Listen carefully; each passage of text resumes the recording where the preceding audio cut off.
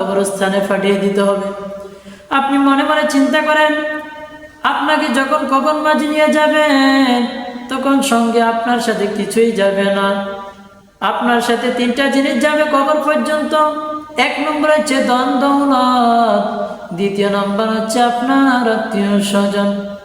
এবার যখন আপনাকে দাফন করে ফেলবেন, ধন সম্পদ জমিনের উপরে রয়ে যাবে, আত্মীয় স্বজন সকলে চলে যাবে। একদিন দুই দিন পরে ওই আদরের ছেলে মেয়েগুলা আপনাকে ভুলে যাইবে, আপনাকে স্মরণ রাখবে না। ওই কবর মাঝে আমার আল্লাহ ছাড়া আপনাকে আর বাঁচার মতো কোনো মালিক থাকবে না।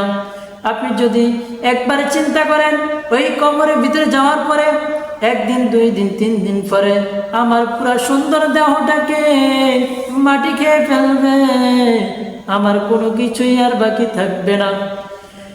কিছুদিন পরে দেখা যাবে সমস্ত বস্তুগুলো মাটির সাথে বিলীন হয়ে গিয়েছে, এখন আর আপনার কিছুই বাকি থাকবে না, শুধু হাড়গুলো বাকি থাকবে। আমার আল্লাহ যদি ওই কিয়ামতের দিন ধরে বসে